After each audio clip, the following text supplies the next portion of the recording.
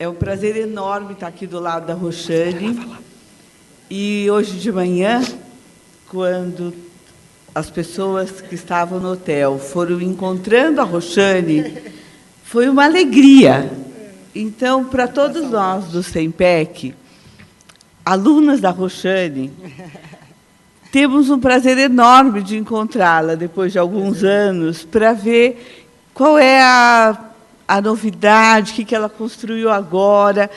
E dizer assim, que há 20 anos eu tenho aprendido com você, e aquilo que eu aprendi ainda sustenta muitas das coisas. As sequências didáticas que nós abrasileiramos são pontuadas a partir dos conceitos que a gente aprendeu com a Roxane. Então, é um enorme prazer para nós do SEMPEC poder te escolher para que todas essas pessoas possam ouvir hoje o que você está produzindo.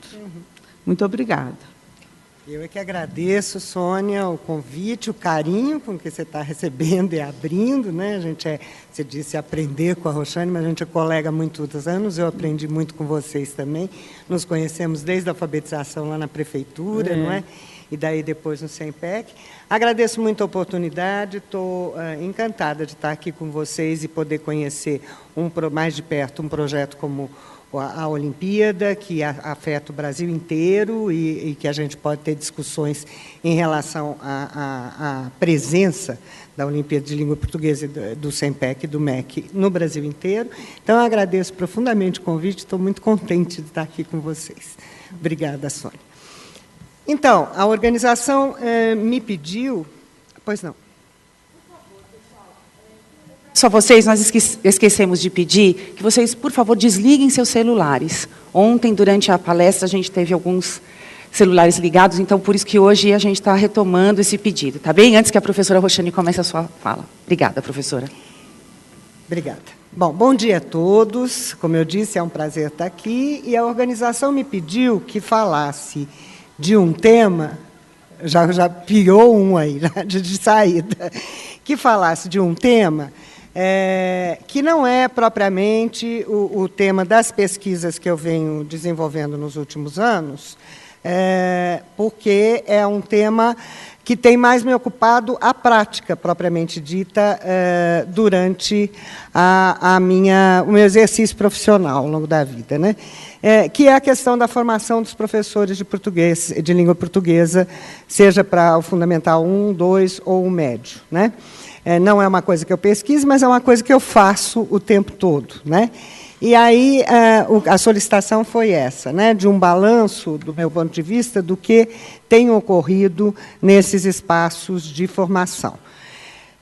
Eu resolvi partir, então, da legislação que tem nos regido nos últimos 15 anos, né? A partir da LDB de 96, pensando que formação é essa, né?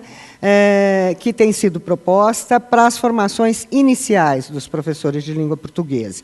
E selecionei da resolução do CNE, do grupo principal, alguns aspectos que, para atender os currículos, né, para atender o PCN, as orientações, etc., seriam importantes para a formação inicial dos docentes em geral e dos de língua portuguesa em particular.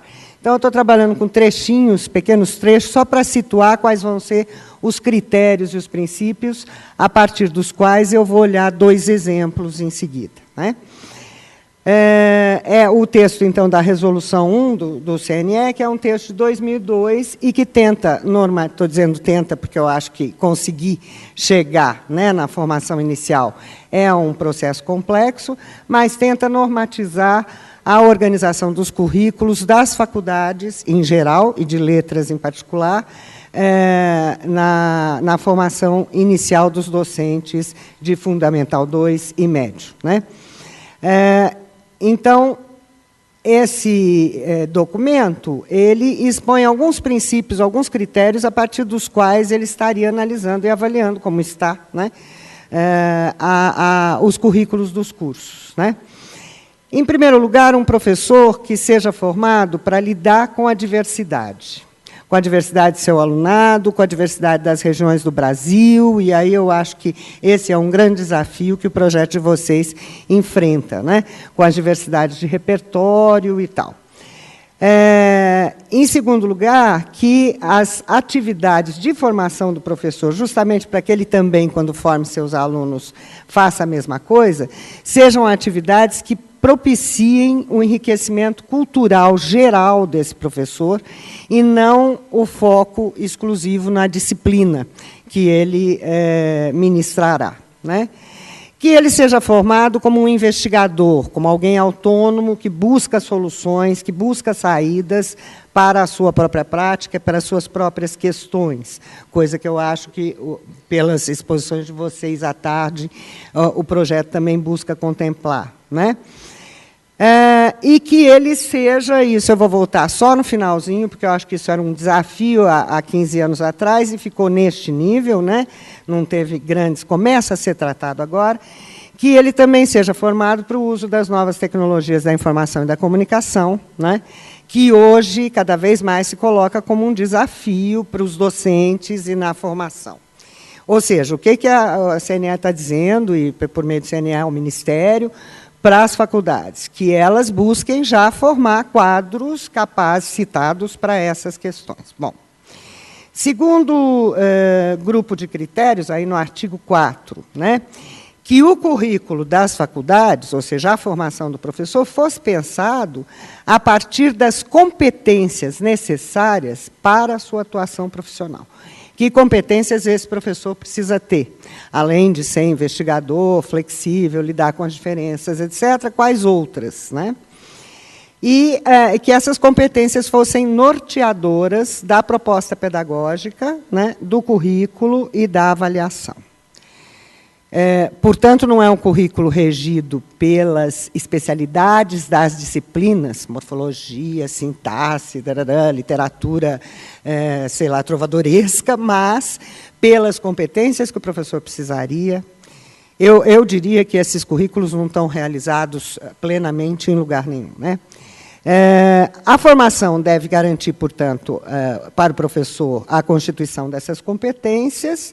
E a seleção, eu quero enfatizar muito o artigo 5, parágrafo 3, né?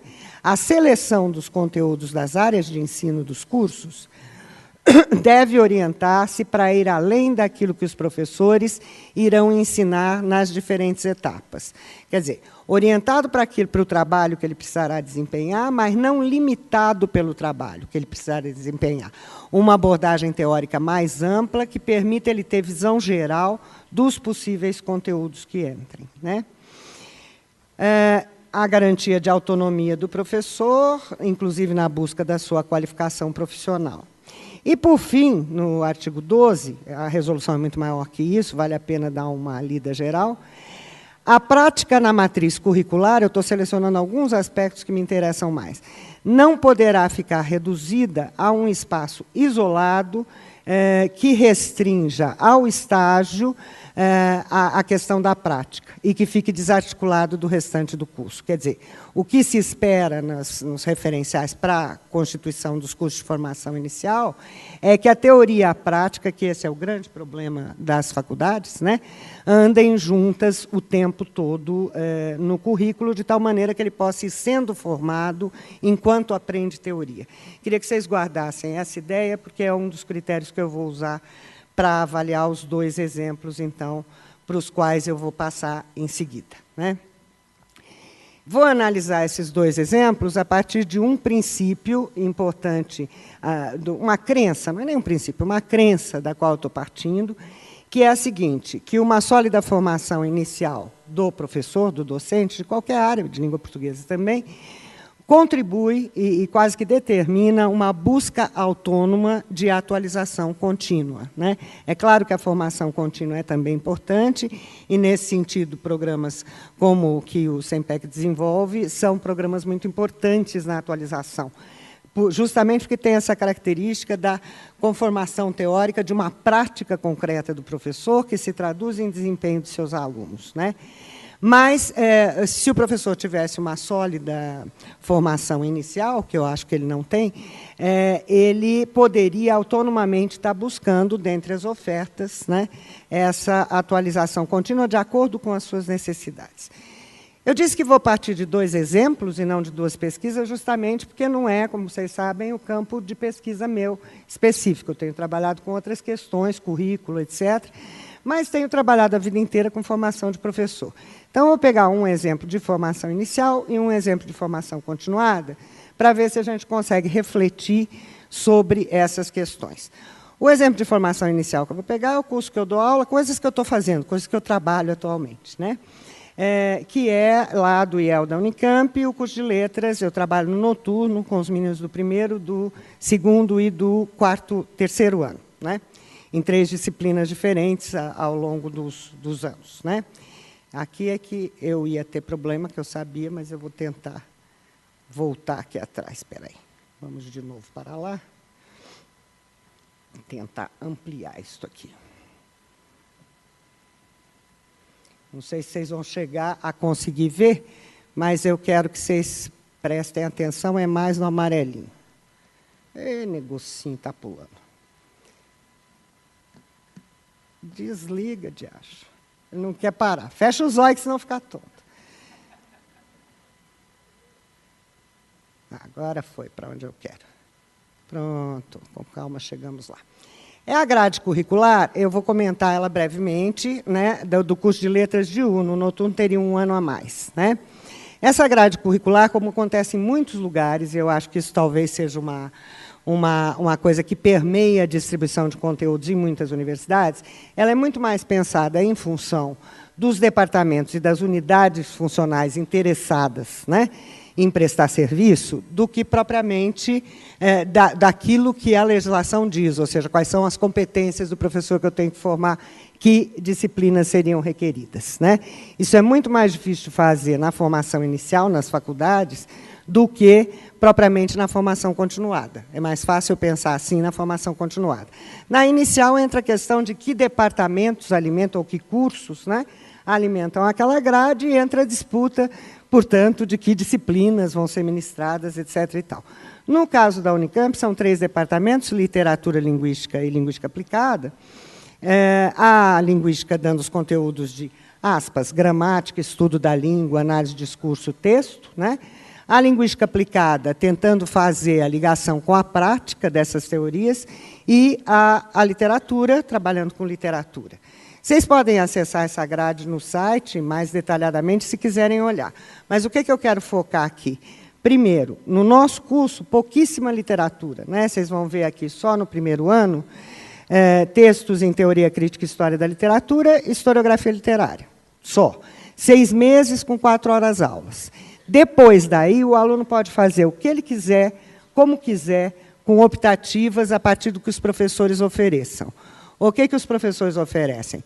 Bom, eu estudo Proust, eu estudo, sei lá, Machado de Assis, eu estudo. Eles oferecem cursos sobre aquilo que estudam. Resultado, nem do ponto de vista do conteúdo, me parece, essa é uma reformulação que nós vamos começar a fazer agora, em literatura lá, está garantido que esse professor tem uma visão geral da literatura brasileira e da literatura portuguesa, né, e de história da literatura. Do ponto de vista das competências de um professor de literatura, mais difícil ainda. Linguística, ou estudo da língua, tem uma situação um pouco melhor, porque durante 4 semestres acompanha aqui as áreas da linguística, mas veja que não são as competências do professor, são as áreas de estudo da linguística. Então, primeiro, fonética, fonologia e morfologia. Depois, prática de análise gramatical, ou seja, os níveis pré-sintaxe, a sintaxe, né? Depois, linguagem e significação, teoria e prática, semântica, né? Depois, linguagem e pensamento, teoria e prática, psicolinguística. E depois, mais embaixo um pouquinho, vou parar de pular com ele aqui, no 5º semestre, sociolinguística e texto. Tá? Então, de novo, é uma grade mais densa, né, mais robusta, mas alimentada pela ideia dos conteúdos, das disciplinas e as competências. Sei lá. Né? Lembra lá daquela história que não é para fazer só isso no estágio. Né? E é um currículo relativamente novo, que está em vigor há uns 3 anos só, portanto, posterior à reformulação dessa lei. Como reagem? Sim, e aonde fica garantido, estou pulando um pedaço, a questão da ligação com a prática. Essa eu acho a grande qualidade do currículo da Unicamp. Mesmo que possa parecer que eu estou falando em interesse próprio, mas não é não, é a avaliação que eu tenho do crescimento dos meus alunos. Diferente de outros lugares, é uma universidade que tem um departamento de linguística aplicada. O que é a linguística aplicada? É algo que está preocupado com os estudos linguísticos, mas na prática docente, ou na prática de editoria, ou na prática de tradução, mas em situações práticas. E tem um departamento. Então, esse departamento, é claro, também defendeu o seu espaço no currículo e conseguiu ter disciplinas em todos os semestres. Então, por exemplo, eles estudam no primeiro semestre letramentos, na vida e na escola, depois leitura escrita, teoria e prática, mas aí já pensando a formação do professor no segundo semestre, depois no terceiro, interpretação, teoria e prática, ainda leitura, né? Depois, linguagem e diversidade, pesquisa e ensino, ou seja, há uma série de disciplinas que, ao longo da formação do aluno, vão pensando junto a prática na escola e a prática no ensino. E, além disso, há uma série de eletivas que eles podem fazer, desde o início também, em vários semestres, na Faculdade de Educação. Aí, ao gosto deles, se eles vão escolher qual área da educação que eles querem trabalhar. Qual é o resultado? Como é que reagem os alunos? Porque lá para o terceiro ano eles têm também um estágio, que eu também ministro, é o que eu estou ministrando esse semestre, que é um estágio na Faculdade de Letras, antes de ir para o estágio da Faculdade de Educação. Esse momento parece ser um momento em que o aluno, que é o que dizia a legislação, não é para deixar para o estágio, mas, mesmo assim, continua acontecendo. Parece ser um momento em que o aluno sintetiza tudo o que ele viu ao longo do curso. Porque qual é o desafio que nós colocamos para ele? Seria quase que uma disciplina, aspas, de prática de ensino, só que dado por 3 professores da letras, literatura, linguística e linguística aplicada, juntos, que trabalham juntos com os 30 alunos, para que eles façam propostas de ensino. Planejamentos, diríamos antigamente, né, na prática de ensino tradicional.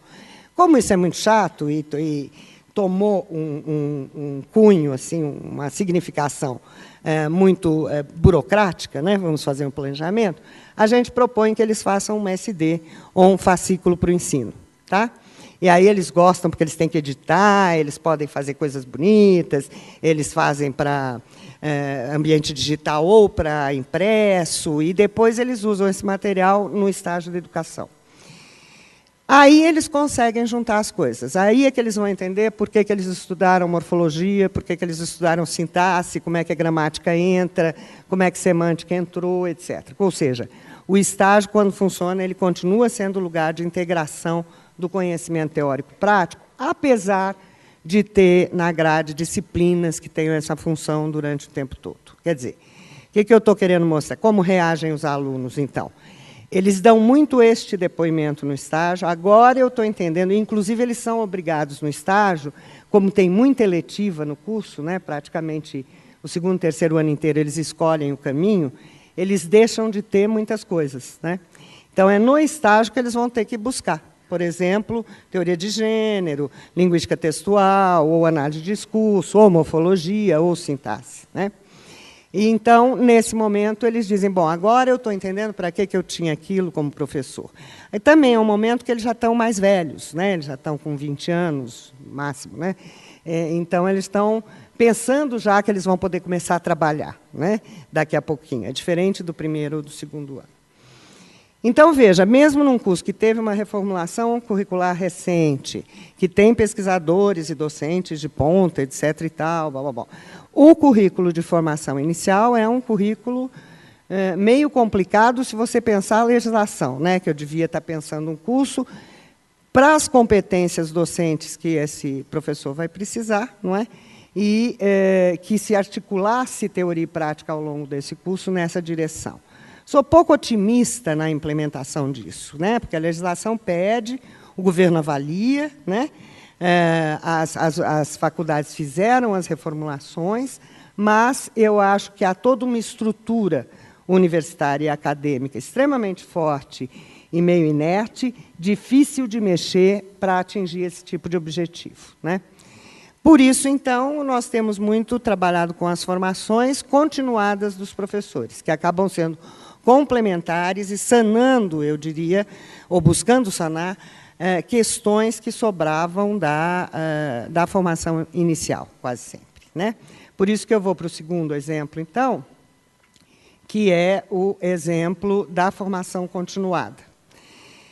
Também é uma coisa que eu tive a oportunidade de desenvolver a partir do ano passado, lá na Unicamp, que é um projeto bem grande e que dá uns dados muito interessantes sobre os desafios, daí o título que eu dei, para a formação continuada e também para a inicial de docentes, porque são dados numericamente muito significativos, né? Que se chama uma iniciativa, um convênio da Secretaria de Educação, que se chama REDEFOR, Rede de Formação Docente do Estado de São Paulo, e que pediu a várias universidades públicas de São Paulo, USP, Unesp e Unicamp, cursos de especialização, formação continuada em nível de pós-graduação lato sensu, especialização, para os seus docentes da rede. Ao todo, no projeto, são 19 cursos, 18 em disciplinas, língua portuguesa, física, matemática, etc., e uma em gestão, para gestores, né?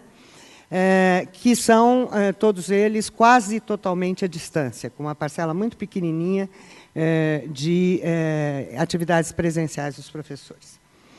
Essa é a página de entrada do que eu coordeno, que é o REDEFOR Língua Portuguesa. É a página de entrada digital, né?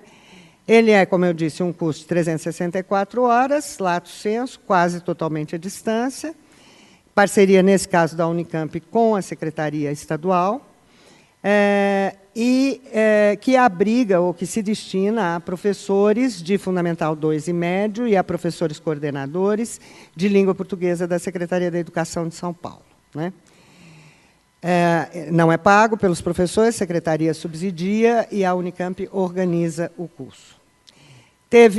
Vai ter 2 edições, teve já a primeira que está terminando agora, 2010-2011, e vai haver uma segunda, 2011-2012, e depois o convênio se encerra, né? Imagino que se encerre mesmo, porque não vai querer especializar o conjunto dos professores da rede. Na primeira edição, essa que está terminando, nós tivemos 1.500 cursistas e estão formando cerca de 800, 820.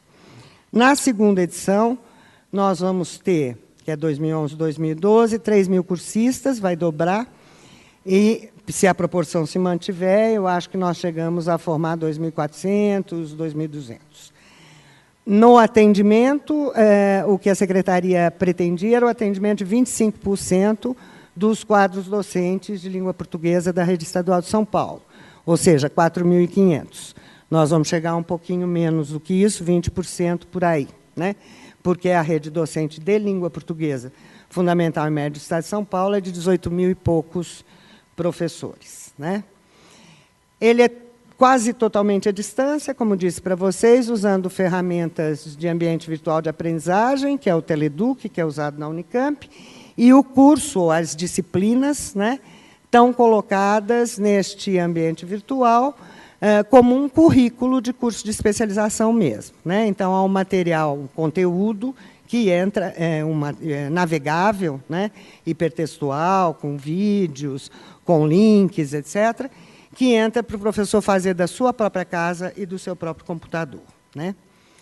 Não vou detalhar a estrutura de funcionamento do curso do ponto de vista do ensino à distância, mas do currículo, sim. No curso, nós tentamos seguir a demanda da Secretaria, são cursos que são para especializar, mas são também para formar o professor para a compreensão e uso e atualização e prática do currículo do Estado, que foi proposto em 2007, 2008, 2009. Né? Então, tinha uma demanda específica para os cursos, que é leve em conta o currículo, leve em conta as competências dos professores que são necessárias e monte um currículo de especialização para isso. Então, de certa maneira, nós tentamos seguir algumas vezes com sucesso, outras vezes sem sucesso, essa demanda, né? O que o professor precisa saber, que competências ele precisa ter, que atitudes ele precisa formar para atender uma proposta curricular como essa que está posta pela Secretaria de São Paulo. Tá? Na minha opinião, é essa pergunta que os cursos de letras também tinham que se fazer quando formam seus alunos, mas não fazem, né? Então, esse é um dos problemas que eu vejo entre a formação inicial e a continuada, né? E por que a continuada acaba tendo quase sempre mais sucesso do que a saída na formação inicial. Muito bem. A gente, então, partiu, montou o curso, eu só vou explicar primeiro o funcionamento, depois falo das disciplinas, em 4 módulos, de 2 meses e meio cada um. Cada módulo tem 2 disciplinas, de tal maneira que eles têm essas 360 horas em 8 disciplinas ao longo do curso de formação em 1 ano. Né? As disciplinas são essas aqui que estão logo abaixo. História da disciplina de língua portuguesa no Brasil, que é uma historização do currículo, né? Que é para dar uma ideia panorâmica do que aconteceu com a disciplina desde o século XIX até hoje e de por que os currículos são como são. Inclusive esse currículo que ele tem que conhecer melhor. Literatura, linguística textual e análise do discurso, que são as 3ª e 4ª. Né? Por quê? Porque o coração do currículo, aqui como lá, é gênero, o trabalho com os gêneros e com os textos. Então, é preciso uma formação sólida em linguística textual e em análise de discurso. Eu diria que essas 2 disciplinas seriam o núcleo, né, teórico mais duro do curso de especialização como um todo. A partir daí, a gente passa a propor disciplinas que trabalham com objetos específicos de ensino que o currículo encoraja. Que objetos? Em primeiro lugar, desde o PCN, a linguagem oral. Né? Como trabalhar com a linguagem oral, com os gêneros orais, que, por exemplo, eu vejo que no material de vocês trabalham ligado ao escrito, por exemplo, artigo de opinião, debate. Né? Então, uma disciplina para a questão da oralidade, trabalhando sociolinguística, variação e análise da conversação, enfim, os gêneros orais. Depois, a gramática. Como é que fica o ensino de gramática, essa coisa, desse desafio que é posto o tempo todo de gramática ligada ao texto, né? Não gramática isolada do texto ou gramática por si só. Depois, uma disciplina que diz respeito aos gêneros multimediáticos, hipermediáticos das novas tecnologias e multimodais. Como trabalhar com a imagem, com o vídeo, com a diversidade cultural, junto aos alunos, que é uma demanda mais recente, né? E depois uma disciplina voltada, de novo, para ele fazer propostas de ensino a partir de tudo que ele viu. Do que ele quiser, mas a partir de tudo que ele viu, fazer uma SD, uma proposta de ensino, e analisar fundamentadamente essa SD. É uma disciplina que prepara para o TCC, né, do curso. Isso é só para vocês entenderem o desafio geral, mas a lógica de montagem foi um pouco essa, né? A ideia de que, entendendo a história do currículo, a história da disciplina, né, ele passará a perceber melhor as áreas de ensino em que ele tem que atuar. Vamos dividir em 2, literatura e língua / texto. Não precisaríamos nem dividir, daria para incluir o texto literário dentro do trabalho com língua-texto, mas, como a academia divide, isso permanece dividido na universidade. Né? Dentro de língua-texto, privilegiamos 2 disciplinas de investigação fundamentais: análises de discurso, teoria da enunciação, análise de discurso, e linguística textual. Né? Por quê? Porque grande objeto posto hoje é gênero e texto, e os outros objetos todos meio que, se aspas, subordinam, né, gramática a esse grande objeto. E, a partir daí, então, passamos a focar objetos que são relativamente recentes no currículo: texto oral, texto multimodal, texto hipermediático, enfim. Né? Gramática, que é muito antiga no currículo, mas que deslocou completamente a sua posição. Né? Quando a gente faz a análise da história do currículo, gramática é a mãe do currículo de língua no Brasil. Né? Tudo começava pela gramática, né? Pela gramática, poética e retórica. E ela vai perdendo, né, a sua autonomia e a sua importância, porque os tempos vão mudando, a sociedade vai mudando, E hoje a gente chega num ponto que a gente se pergunta se é preciso ou não ensinar gramática, né? E se é preciso, como ensinar gramática, o que significa ensinar gramática dentro do texto. Então, ela se desloca para mais de um dos objetos novos, de certa maneira, porque não é a mesma gramática, a nomenclatura gramatical, enfim, as regras da norma padrão que a gente tem que abordar hoje em dia quando trata com os textos, né? É outra gramática, é uma análise linguística, vamos dizer assim, como já dizia o Vanderlei há muito tempo, que opera sobre os outros objetos. E a questão de fazer didatizações desses objetos, ou fazer propostas de ensino a partir desses objetos. Velhos e novos, quer dizer, ele pode trabalhar, se ele quiser, com literatura, com os textos mais já clássicos, jornal na escola, artigo de opinião, muitos foram por esse caminho, mas podem também trabalhar com os novos objetos, né? Gêneros digitais, enfim. Questão é, para nós, principal aqui, qual o desempenho, né, desses professores, então, nesse curso, e como é que eles reagem em relação a esses novos componentes. Aí é que dá para a gente ver um pouco como a quantidade de professores é grande, né, uma porcentagem interessante, né, para você ter um dado mais denso.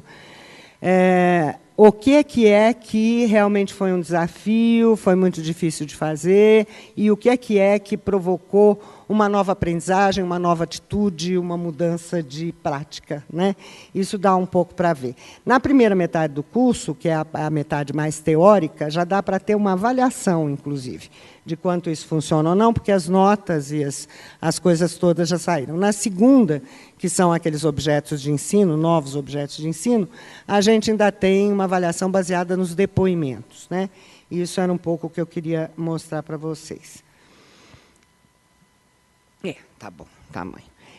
Isso é a primeira metade do curso. Então, a parte, diria, mais teórica, propriamente dita, do curso, mais acadêmica, inclusive, às vezes, escrita também de maneira acadêmica. O que aconteceu com essa... Acho que o segundo gráfico é mais fácil de vocês verem. Essas são as 4 disciplinas, né? História da língua, literatura, linguística textual e análise de discurso, né? E aqui a gente já pode tirar algumas conclusões sobre a formação desses professores. Um dado importante é assim, a gente fez esse levantamento no início, a gente tem quase que 100%, 90% dos alunos são mulheres, 50% na faixa entre 40 e 60, depois mais 20% na faixa entre 30 e 40, o resto na faixa a mais de 60 ou menos de começo da carreira, né? Então, mulheres que estão já na rede há algum tempo, com uma certa idade, e que fizeram, e com uma certa prática já acumulada, e que fizeram, em 87% dos casos, faculdade privada isolada. O que significa não é nem uma Unip, nem uma FMU, não tem uma estrutura de universidade por trás. Aquelas faculdades de bairro, né, ou de cidadezinha do interior, isolada, né? Então, bom, as 2 primeiras disciplinas, como vocês podem ver, o azulzinho que vocês estão vendo é não adesão. Tá? O cara se matriculou, mas nem começou.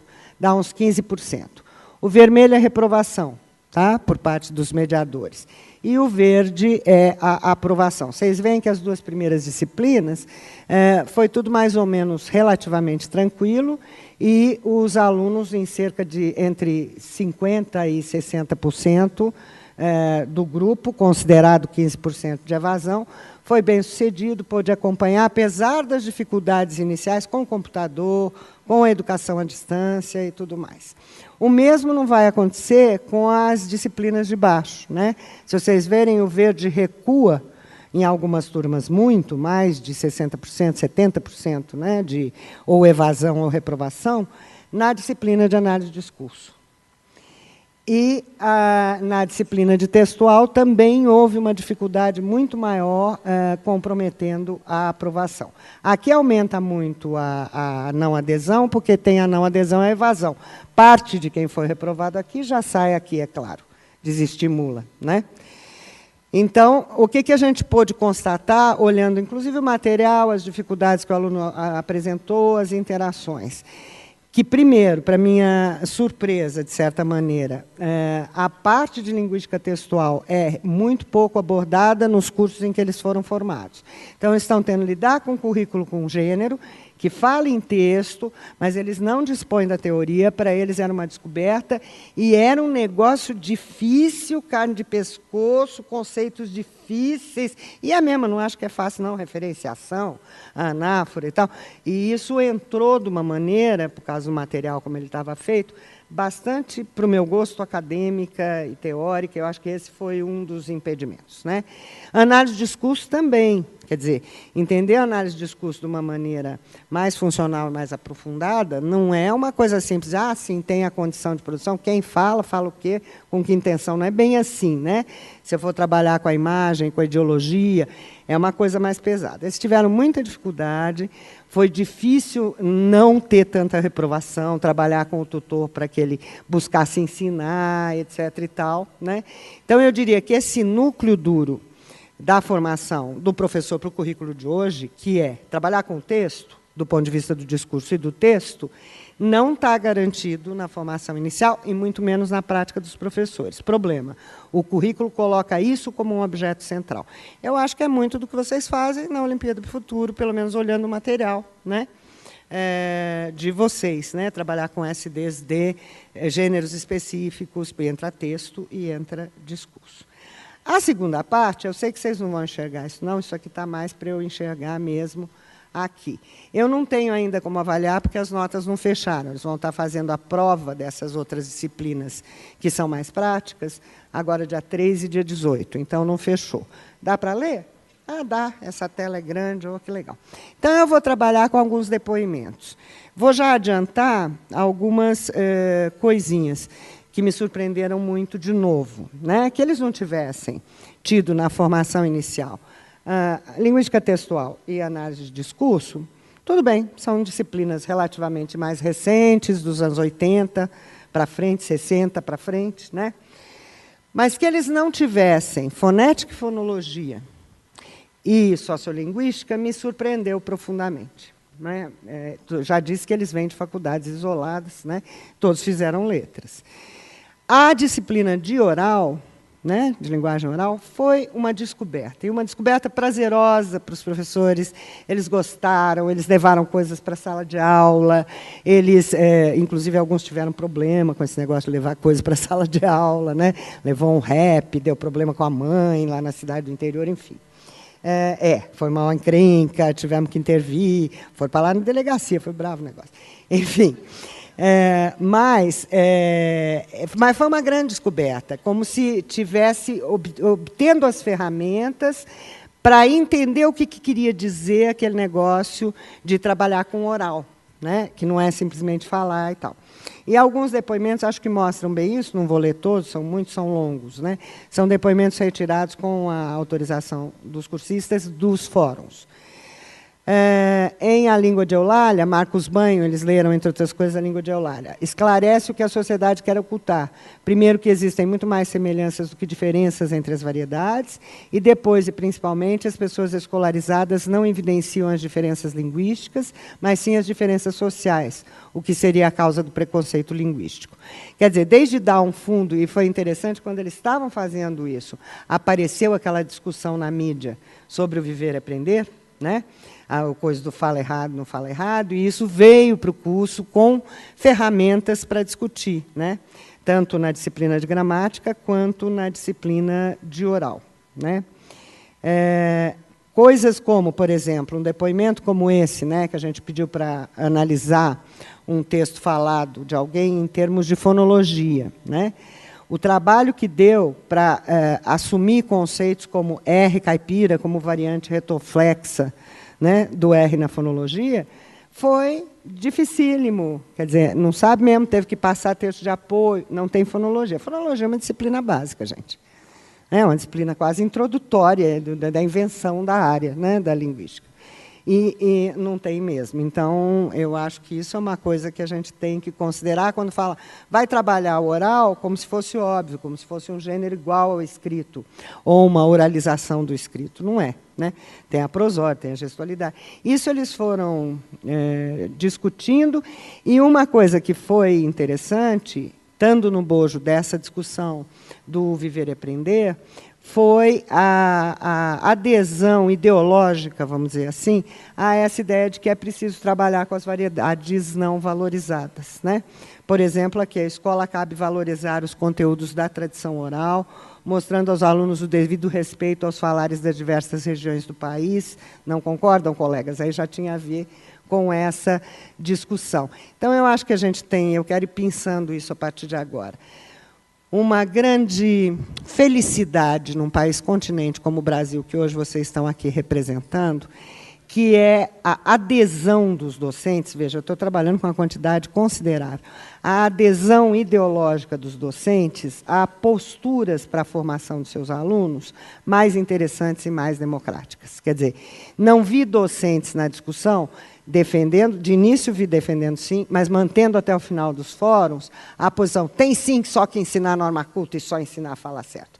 Tinha uns que entravam assim, no meio da discussão, ia reformulando, quer dizer, eu acho que a gente tem uma adesão muito interessante dos docentes do país, seja qual for a formação que eles tenham, para o progresso, para ajudar o seu aluno, para ampliar esse repertório, quer dizer, docentes interessados em fazer a coisa funcionar, né?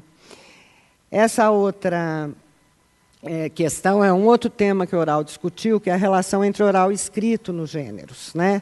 Gêneros orais que têm base no escrito, como esse que nós estamos fazendo aqui agora, né? E gêneros escritos que dialogam muito com gêneros orais, por exemplo, a entrevista transcrita, né? Se trabalhou muito com o contexto de retextualização do Marcuski nesse momento, né? E isso, para os professores, foi outra descoberta, que oral e escrito não são duas coisas separadas, que ou eu trabalho com um ou eu trabalho com o outro, que eles estão o tempo todo se constituindo, né? Que nas atividades a gente fala para escrever, escreve para falar, como gosta de dizer o Joaquim Dons, né? Então, por exemplo, aqui uma professora dizendo justamente isso, né? Que não separar, né? Minha visão vem mudando, né? No que diz respeito aos textos orais, né? Isso acontece em função de eles apresentarem uma natureza interacional, quer dizer, houve um momento em que eles puderam refletir, de fato, sobre a questão das relações entre oral e escrita, né? E, para mim, foi uma surpresa que, justamente nisso, eles apresentassem descobertas, e não, por exemplo, não tanto, por exemplo, nos gêneros dos novos letramentos, né? Na multissemiose. A grande reação foi na oralidade. Por quê? Eu acho que, em parte, porque isso está sendo colocado para vocês e para eles como um desafio de ensino desde os PCN.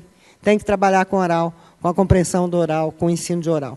E, ao mesmo tempo, muito pouco fundamentado e discutido, mesmo do ponto de vista teórico, né? Diferente dos gêneros escritos, que a gente tem trabalhado muito mais sobre eles, né? Depois, vamos ver a outra lá. Aparece aí. Aqui são depoimentos que mostram, e aí eu vou mostrar um só, principalmente, de novo, no caso dos gêneros multissemióticos, a adesão, né? De novo, dos professores. Eles dizem o tempo todo isso, e é visível à distância, por causa da dificuldade que eles tiveram de manejar as ferramentas e de ir se acostumando com esse mundo digital. Por exemplo, recentemente a gente postou, recentemente que eu digo, 2 semanas atrás, eu postei para eles um arquivo que era muito grande, que eu tive que zipar, que comprimir. Postei um arquivo zip, né? Quantidade de e-mail que eu recebi deles dizendo, não abre, não abre, não abre. Aí eu dizia, gente, tem que baixar um programinha que chama WinZip, e aí abriu o arquivo. Quer dizer, a dificuldade deles com a manejo da ferramenta é grande ainda, e eles dizem isso, né? Percebemos que esse recurso é um fantasma para a gente, né? Porque não o dominamos e dificilmente está à nossa disposição quando precisamos dele, embora as escolas em São Paulo estejam muito equipadas, mas nem sempre o equipamento está disponibilizado, né? Porque o diretor não deixa, ou porque está guardado, etc. e tal. Mas todos eles concordam com a ideia de que o que os alunos vão precisar daqui para frente envolve os novos letramentos e os novos gêneros digitais e que é preciso trabalhar com isso dentro de sala de aula também. Então, de novo, assim, eu tenho a mesma situação que lá do oral, né? Um professor com muitas dificuldades para enfrentar, seja na sua formação, seja na escola em que ele vive, que não disponibiliza as ferramentas, embora eles existam lá, né? Mas com uma adesão muito grande a inventar mais trabalho para ele próprio, né? A enfrentar novos desafios e novos gêneros que estão postos ou pela realidade ou pelo currículo. Porque, no nosso caso, os gêneros digitais não está nem ainda posto pelo currículo, né? Só pela realidade. O currículo ainda não chegou, de fato, a incorporar direito isso. E, por fim, a gramática, que foi uma grata surpresa. Bom, eu tive muita sorte, né, na escolha do profissional que escreveu o conteúdo de gramática. Era um professor que trabalhava comigo no estágio, que eu respeitava muito o trabalho dele com os alunos no estágio, mas é um professor, um pesquisador de sintaxe gerativa, que é um colega chamado Juanito Avelar, lá da Unicamp, e que elaborou o material. E realmente é um material, eu achei precioso, sobre como ensinar gramática voltada para o texto e para o gênero. Eu acho que a gente tem muito pouco material sobre isso, realmente, que possa funcionar para o professor. A gente tem muita discussão teórica que nos apresenta o tipo de gramática, gramática internalizada, gramática descritiva, gramática prescritiva, muito discussão se é ou não é para fazer, mas o como e o que fazer, raramente a gente vê material. Começam a aparecer mais recentemente, eu diria, né? E ele fez um material muito bonitinho, baseado em muito gostoso de cursar, baseado, por exemplo, em análise de locutor de futebol, locução de futebol, né? Para mostrar como é que, de repente, a regra que a gente ensina não é a que acontece, né? Tipo, como é que é mesmo que fala o Fiore Gilhote? Como é? É que não concorda, quem lembra aí, que não concorda o sujeito com o predicado, porque ele está posposto?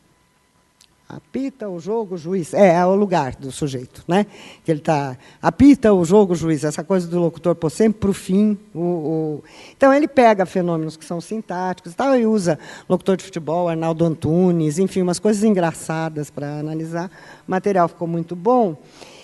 E essa foi, então, uma outra disciplina que eu acho que teve um efeito não só de adesão do professor, mais difícil aqui, porque aqui é o lugar, eu diria, onde a prática está mais arraigada.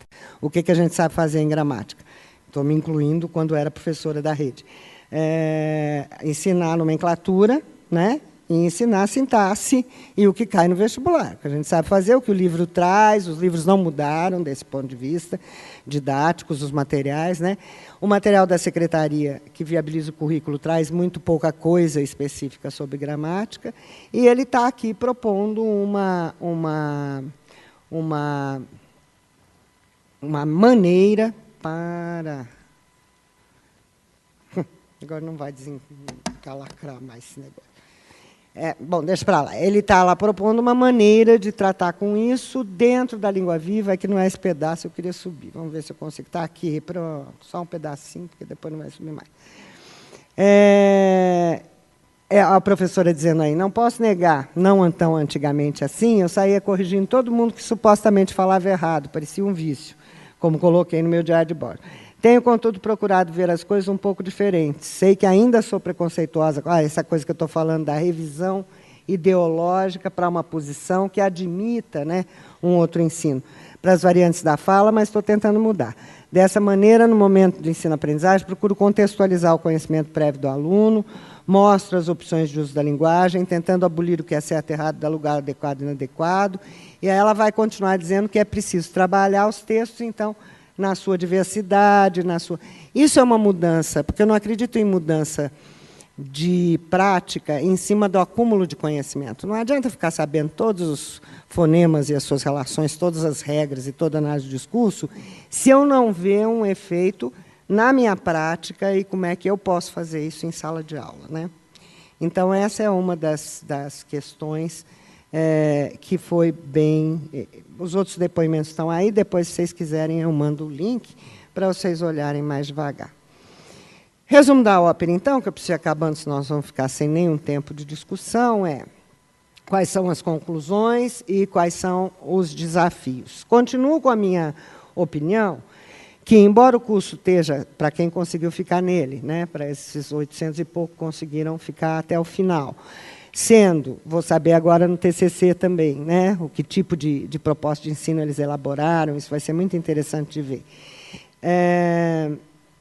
Na minha opinião, muito bem sucedido, no sentido desses professores que nos aconchegaram até o final, terem efetivamente mudado, aprendido, fazerem bons depoimentos nessa direção.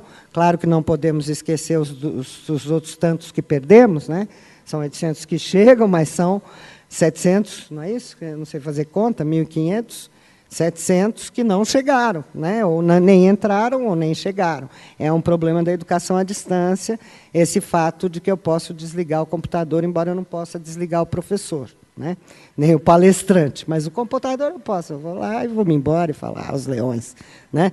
É outra relação, né? E então tem sempre muita evasão por causa disso mesmo, né? Mas eu continuo achando que essas questões, claro que elas têm que ser sempre pensadas pela formação continuada, e são. Todos os projetos de formação continuada pensam essa questão. Mas não são pensados na formação inicial, né? Eu acho que a formação inicial não parte desse princípio do que eu quero formar o professor para fazer o quê, e então o que e como eu vou ensinar. Não, parte de outro lugar, e acho, portanto, que o Ministério devia, depois eu posso voltar a falar com vocês, porque nós vamos ver mais um outro tanto de professores, maior até, o dobro, né? Dos professores, não é exatamente o como fazer, né? O como fazer não é uma coisa que tem colado, né? Eu não estou falando da receita, não, mas um foco principal, por exemplo, na parte de didatização. Isso veio só no final do curso, né?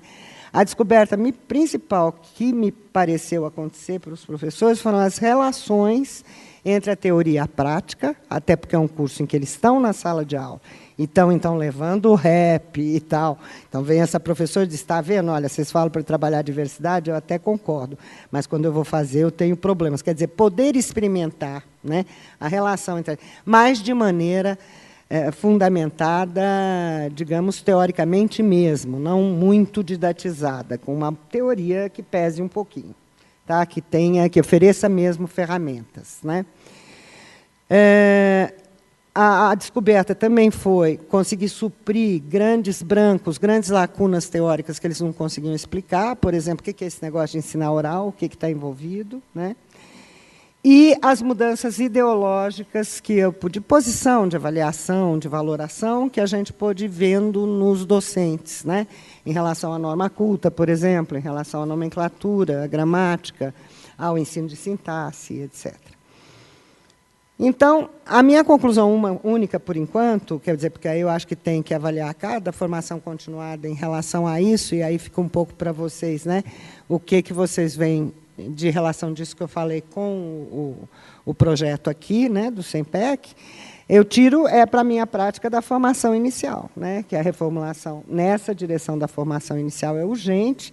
Lá na Unicamp, a gente conseguiu fazer na disciplina de estágio, por exemplo, os três departamentos trabalharem juntos, porque no começo era assim, estágio de literatura era de literatura, o de língua era o de língua, e o de texto, que era o de linguística aplicada, era o de texto. Eu falei, gente, o professor não vai ser professor de literatura, de língua, ou de gramática, ou de... né? Ele vai ser professor de tudo, tem que saber juntar as coisas. Vamos dar aula os três juntos e trabalhar as três coisas juntas. Aí deu certo numa disciplina onde os colegas estavam colaborando, né? Mas não dá certo no currículo em geral. Então, acho que essa reflexão, para mim, serviu, e eu agradeço mais uma vez o convite de vocês, para poder trazer para a discussão da reformulação curricular, que nós vamos fazer outra vez agora, algumas bases interessantes para formar profissionais mais efetivos, né, ao longo do curso. Eu acho que era isso. Agradeço a atenção. Espero ter atendido ao desafio que vocês me colocaram, de falar de formação. Obrigada, Sônia, mais uma vez pelo convite. Obrigada, gente.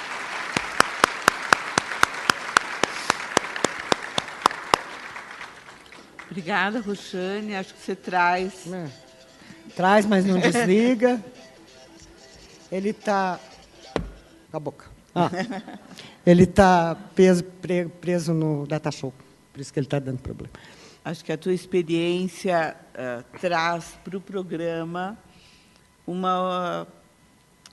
caminho, né? Porque nós temos um programa espalhado em 60 mil escolas, 230 mil professores, e nós temos procurado descobrir maneiras de chegar nesses professores, nessas escolas, e acho que encontrar você com este caminho já abriu essa trilha. Né? Nós também temos um curso à distância há algum tempo, e cada vez mais tentando trabalhar com uma mediação e uma coordenação de mediação. Né? Então, não basta o curso, mas é preciso ir devagar com essas coisas. Né? Então, a gente quer conversar mais, seguir conversando com você. Mas agora a gente está aberto a perguntas, as meninas estão passando para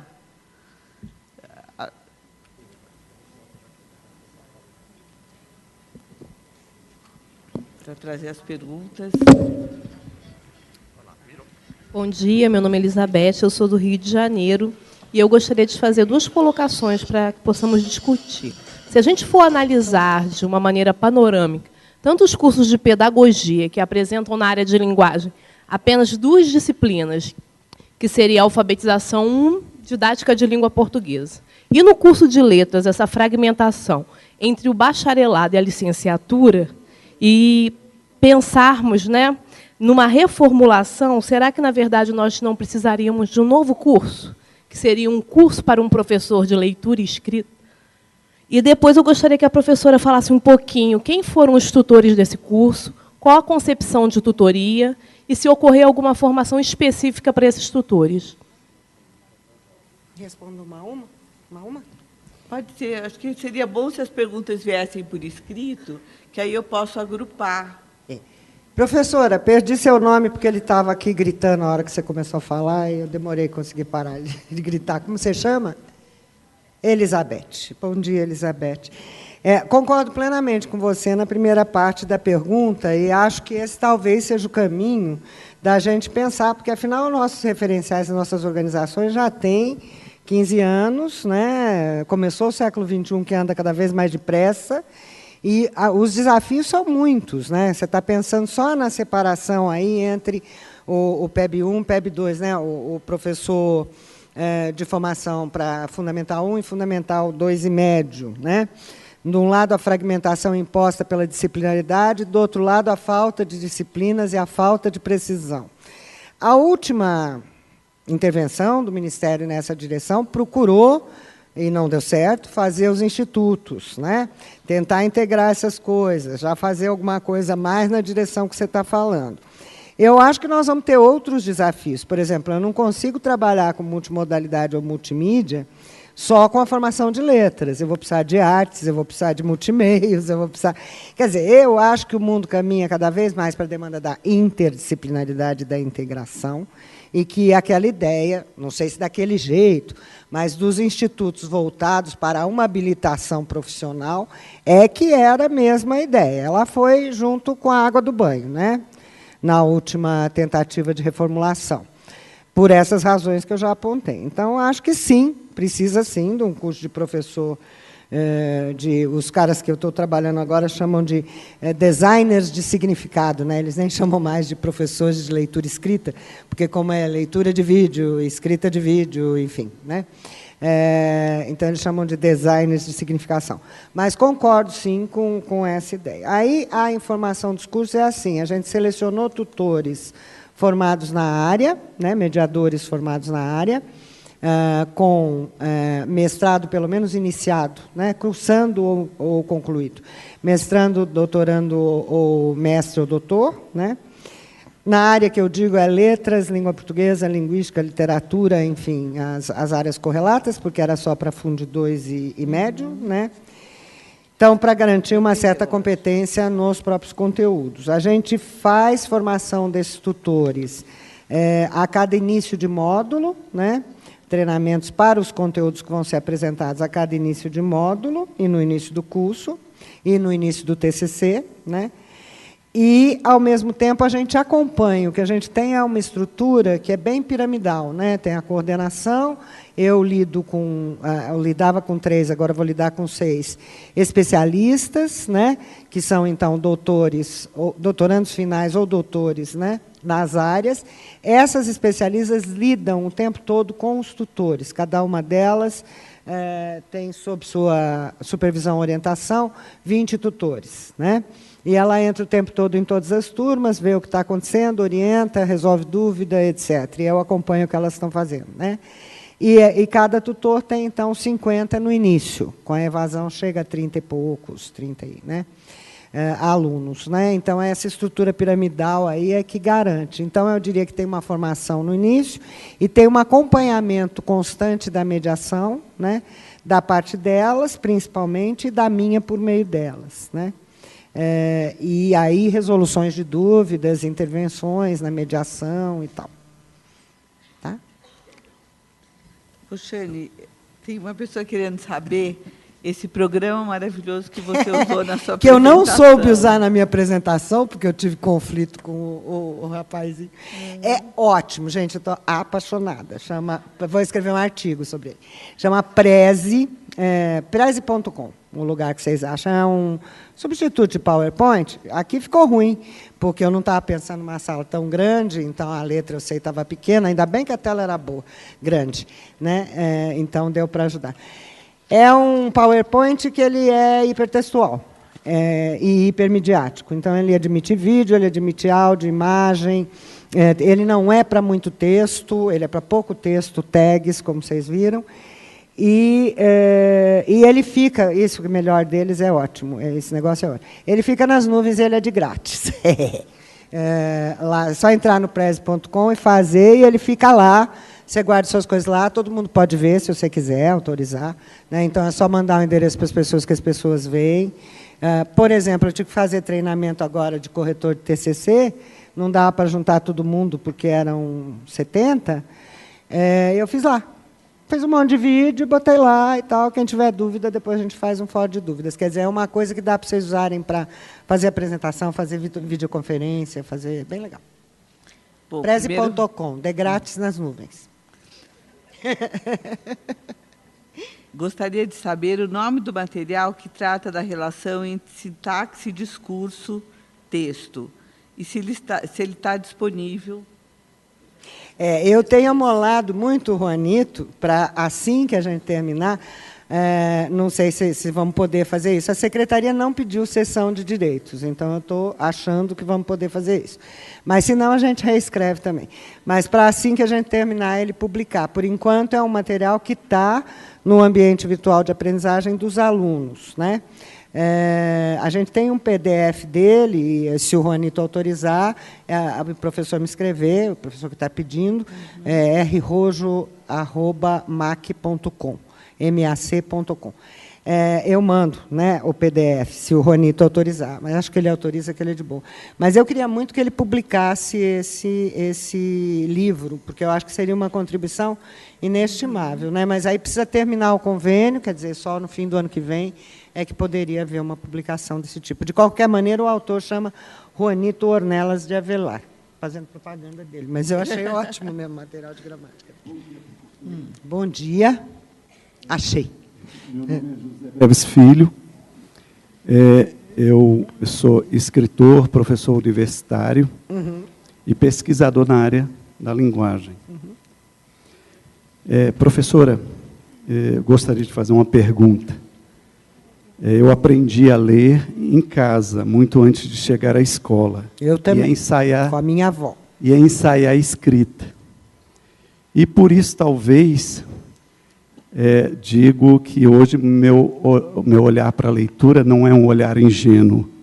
Enquanto a senhora passava e comentava a grade, eu fiquei aqui pensando, se a universidade defende que o conhecimento liberta o indivíduo, eu não entendo como ele pode estar preso nas grades curriculares das universidades. Agora, eu gostaria também de fazer uma outra pergunta. Por que não estruturar os conteúdos da área de letras a partir das unidades linguísticas, ou seja, partindo da unidade maior, mais complexa, que é a unidade texto, até chegar à unidade mais simples e menor, que é o grafema e o fonema. Porque, para o aluno de letras, é uma dificuldade imensa quando o professor precisa dizer que o fonema é uma abstração, que o fone é que é a realização. Então, professor, eu compartilho essa sua experiência, embora eu não seja escritora literária, vamos dizer assim, né? Só de trabalho mesmo. Também fui alfabetizado pela minha avó, que lia jornal antes de trabalhar, e eu ficava perguntando que letra é essa, que letra é aquela, né? E aí acabei me autoalfabetizando antes de entrar na escola. Quanto ao currículo, professor, acho que minha posição é um pouco diferente da sua, né? Porque eu acho que é claro que a universidade precisa... Eu entendo o curso de letras, como qualquer curso das faculdades, com uma função principal de formação do profissional, né? Formar para o trabalho mesmo, para o exercício de um trabalho específico, no nosso caso, o trabalho de ensinar, né? Em outros casos, o trabalho de curar, né? Em outros, de defender juridicamente, etc.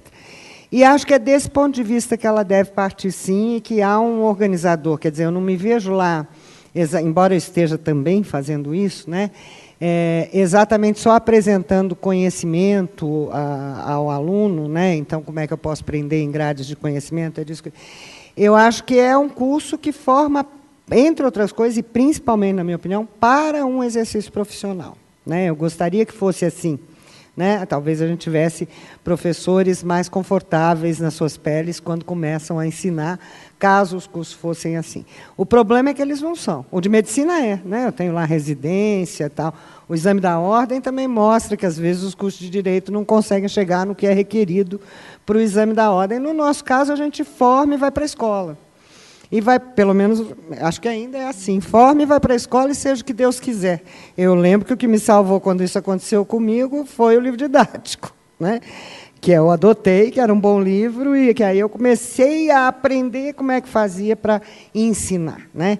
Então, a minha proposta é que haja, assim, um organizador do conhecimento para o trabalho, não do conhecimento da vida. Esse ele faz na escola, faz na universidade, faz fora dela, principalmente, hoje, né? Eu acho que a gente adquire conhecimento, principalmente fora da escola hoje, né? Todos os alunos e a gente.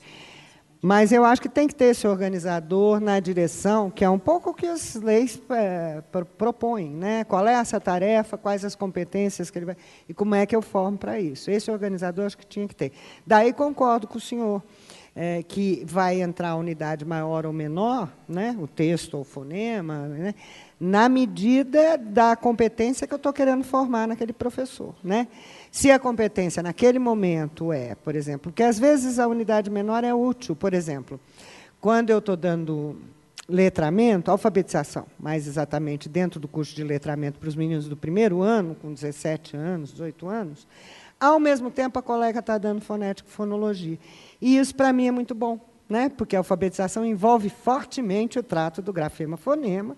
Se ele não souber o que é fonema, para mim fica muito difícil falar de alfabetização. Então, o fato dele estar fazendo junto e de eu conseguir juntar com a professora para o trabalho de fonética e fonologia ser sobre alfabetização é uma coisa muito rica, que junta, não é, lá com a prática. Então, às vezes, a unidade menor é interessante, num dado momento, quando eu estiver tratando leitura e escrita, claro que texto vai ser necessário. Só que aí é pena porque eles não estão tendo, eles estão tendo sintaxe. Aí já entra a organização diferente. Então, eu acho que se a ideia for formar para o quê, não é? E para que trabalho, esses outros conteúdos se reorganizam todos mesmo, né?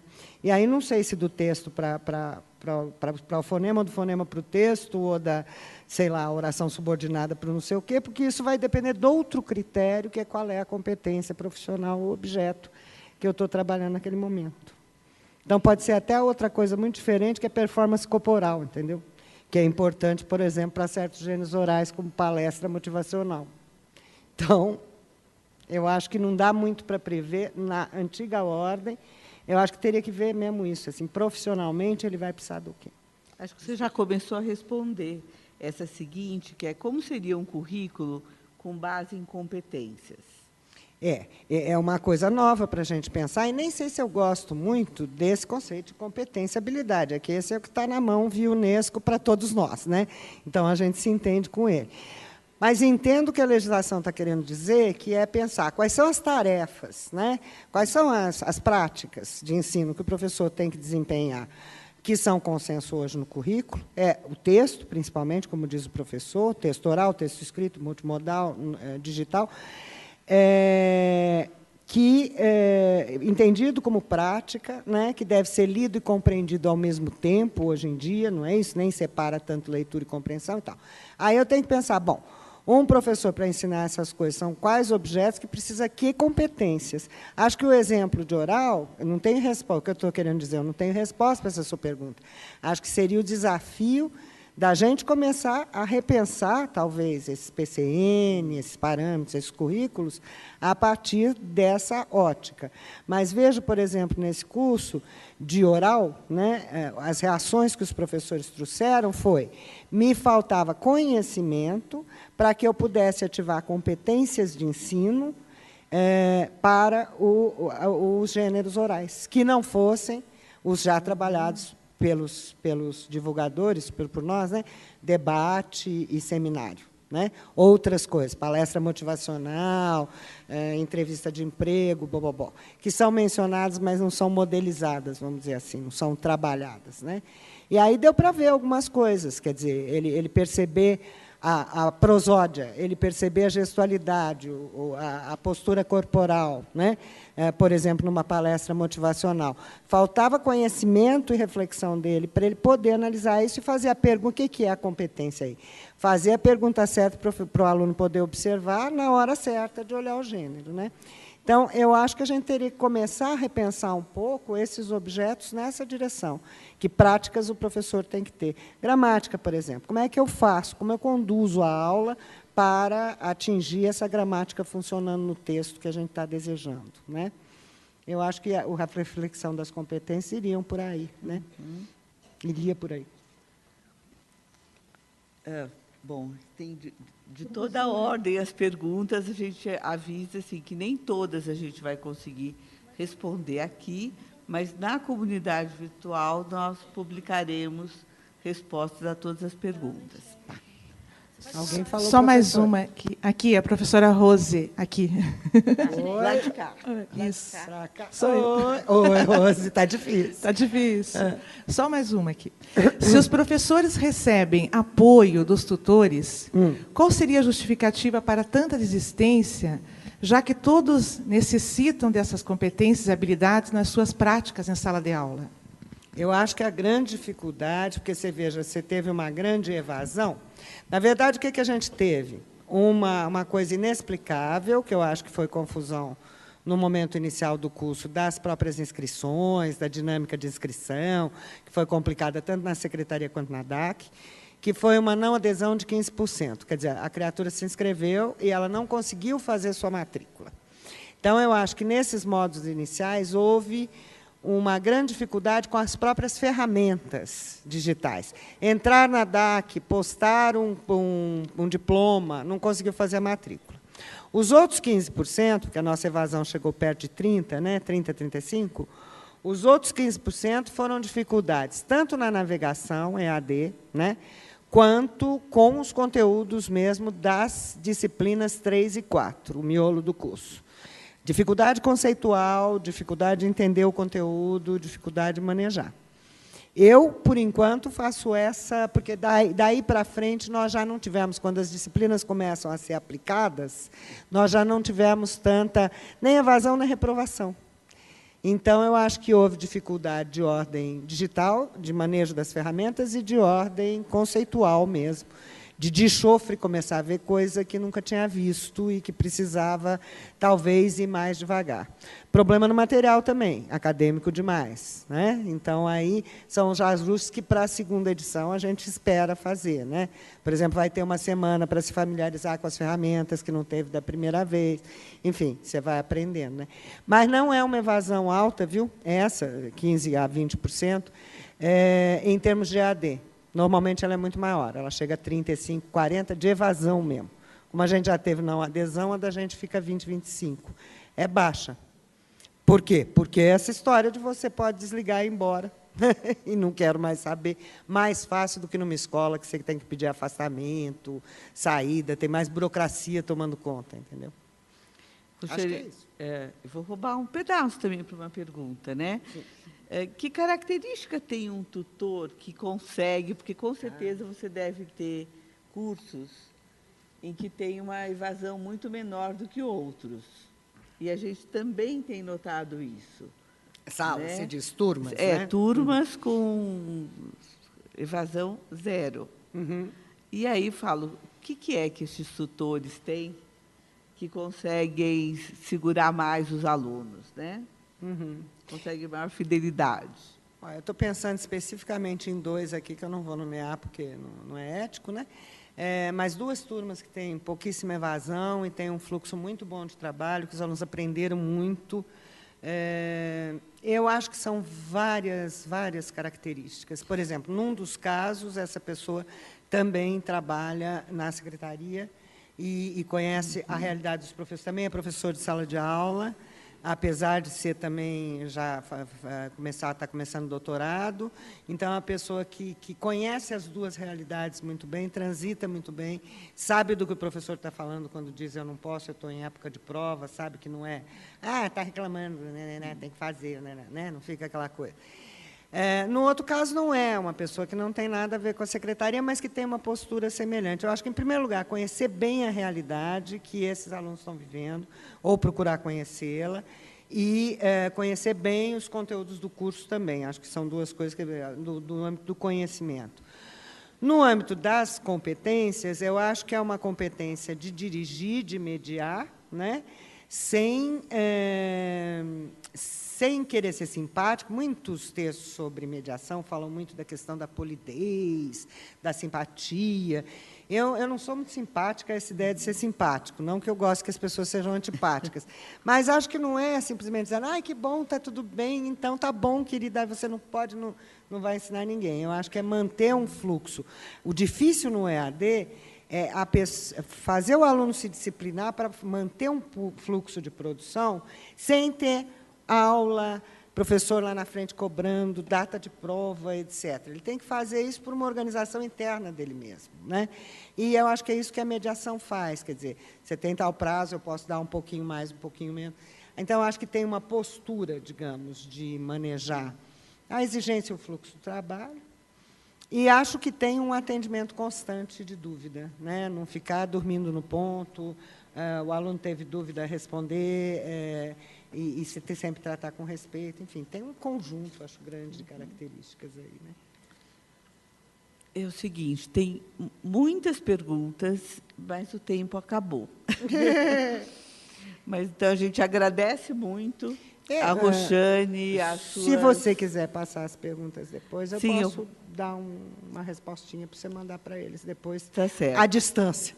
Tá certo? Nós vamos deixar disponível na comunidade virtual respostas a todas as questões. Muito obrigada, e a gente segue conversando, e, com certeza, a sua fala vai nos alimentar muito nas apresentações. Espero que sim. Obrigada, gente, pelo convite, pela oportunidade.